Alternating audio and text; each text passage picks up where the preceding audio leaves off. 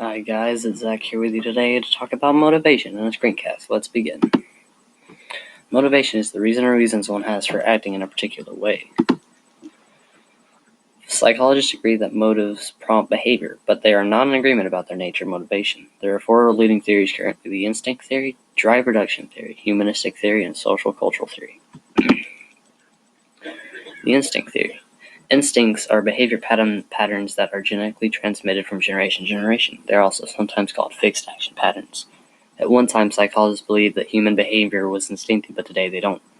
Look at the little kid, he's all instinctive-like. Drive reduction theory.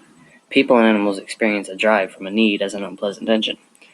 They learn to do whatever will reduce the tension by reducing the drive. Some drives are caused by biological needs and some are by experience.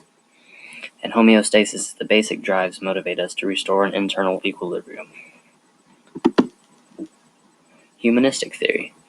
First, we're going to define self-actualization. It is the need to become what one believes he or she is capable of being, and that's what humanistic theory is. This is what drives us to do anything artistic, drives us what food we need to eat. This is what makes a person keep their confidence in doing something after they fail multiple times. This is how some artists do what they've done because of this theory.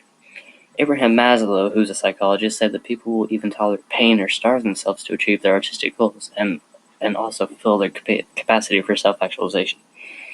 He also believed that striving to become something or do something in one's life is essential to the human well-being.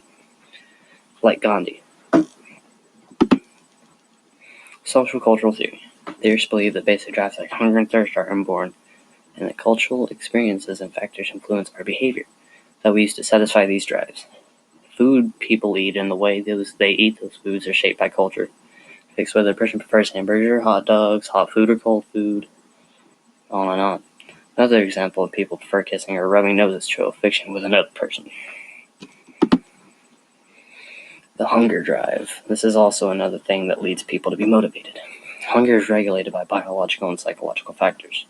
Chewing and swallowing are actions that satisfy the hunger drive.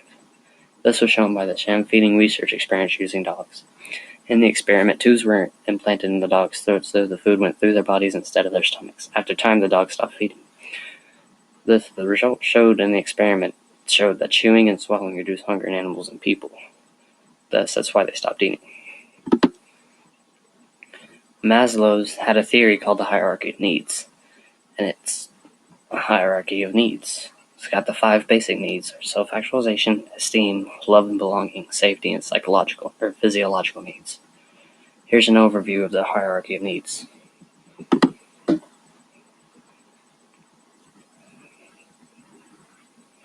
Let me take it to full screen for you. Hi, I'm Holly Hancock, here today with About.com to give you an overview of Maslow's hierarchy of needs. You're probably wondering, who's Abraham Maslow? Well, Maslow was a researcher and a pioneer in the field of psychology in the 50s who was seeking to synthesize a large amount of information about research related to human motivation. Ultimately, the fruits of his research were that he presented a hierarchy of needs categorized by 2 groups: deficiency needs and growth needs. The important thing about the hierarchy is that it's built on a foundation of basic needs that must be met and satisfied before higher levels of the needs are met. So, let's take a look at Maslow's hierarchy of needs. So the bottom of the pyramid for Maslow's hierarchy of needs are our physiological needs, those needs that are required for us to sustain life: breathing, sleep, water, food, and even sex are important for us because we want to perpetuate the species. The next step up on the pyramid are safety needs. Needs are met when individuals feel safe and secure with no threat of physical or emotional harm. Those areas of safety concerns are going to be living in a safe area, medical insurance, job security, financial reserves. Difficult, I know, in this economy, but those things that are essential for us to survive. In the middle of Maslow's pyramid, we begin to see our emotional needs of love and belonging. Once a person has satisfied the physiological needs like sleep and breathing, and safety, living in a safe area and knowing that you are secure from threat or harm of danger, higher needs become more important. Our need for friends, our sense of belonging, and our ability to give and receive love. These are all emotional needs that need to be met as we continue through Maslow's hierarchy of needs. Next, it becomes important as autonomous human beings to experience a sense of esteem, to feel good about ourselves. We want to feel like we're important, that we matter. Those things that make us feel important and that we do matter on this earth are self-respect, achievement, attention, recognition, and our reputation. All Finally, are important. the apex of Maslow's hierarchy of needs is self-actualization. Self-actualization has been defined by self-help gurus and psychologists the world over.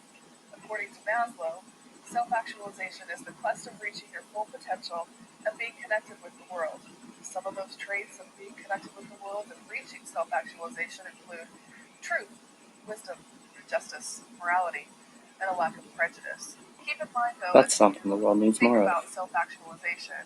It's not an endpoint. It's not a destination. It's a journey. It's something we as humans are constantly trying to achieve. Finally, the benefits of understanding Maslow's hierarchy of needs.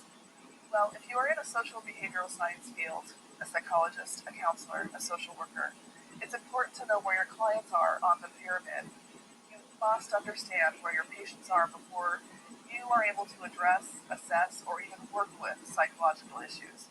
It doesn't make a lot of sense to delve into a patient's negative childhood experiences when they're struggling to keep a roof over their head and maintain steady employment. Understanding Maslow's hierarchy of needs is a critical building block to understand other theories related to human growth and development.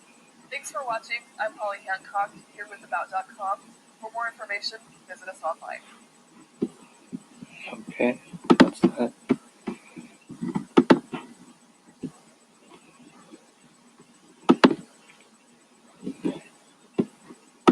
I hope all you learned something on this screencast. It is now over. Have a good Thanksgiving break. Don't forget to take the quiz.